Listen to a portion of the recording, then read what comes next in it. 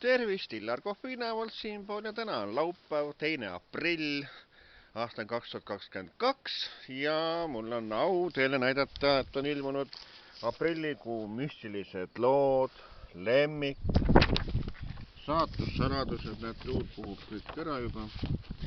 Ja siis 1. aprillil ilmus ka 4 teataja.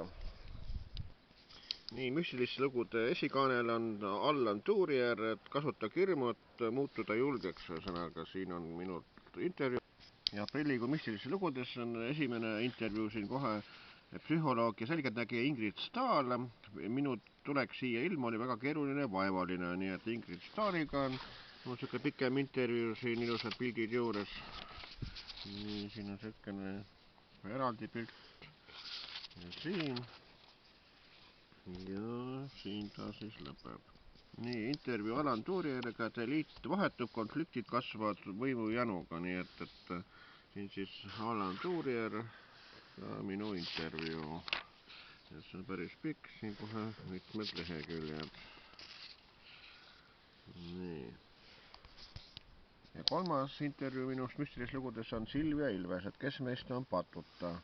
Tsellist Silvia Ilves ei ole vaime näinud ega oskagi mõelda, kas see on hea või halb, kuid usub, et nad eksisteerivad. Leheküljed siin 56, 57 ja 58. Ajakiri Lemmik ja alustame jälle Silvia Ilvesest siin. Silvia Ilves on ajakiri Lemmik esikaanel, Eesti esikaane Staar. Nii, Lemmiku lehekülgedel 7, et Silvia Ilves kasvatas Ilves väikese parese. Nii, siis lehekülg 8 on ilus pilt siin juures ja lehekülg 9.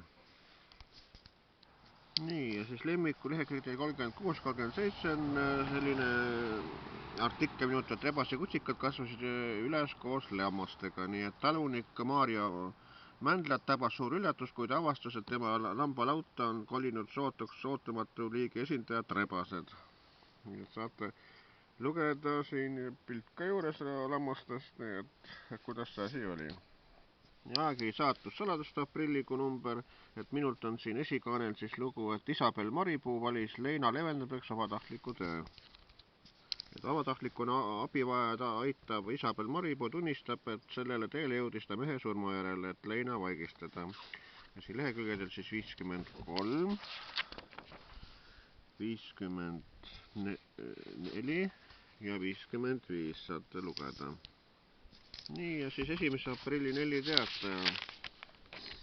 Nii, minu küsitlus on siin, et kas sotsiaalmeedia on saatanast ja siis vastasid mulle siis Ingrid Rüütel, Mereli Lie, Anneli Akkermann, Urmas Sõõrumaa, Gunnar Loho, Simmo Saar, Tiitse Heiki Ainsalu ja Maria Kaljuste. Nii et sellised lood siis minult 3 ajakirjas aprillikuust, Saatussaladused, Lemmik ja müstilised lood ning 1. aprilli 4 teatras. Nii et soovitan kõikide lugeda, need on ühed parimad väljaanded Eestis üldse. Nii ütlen mina, Illar Kohvinavalt.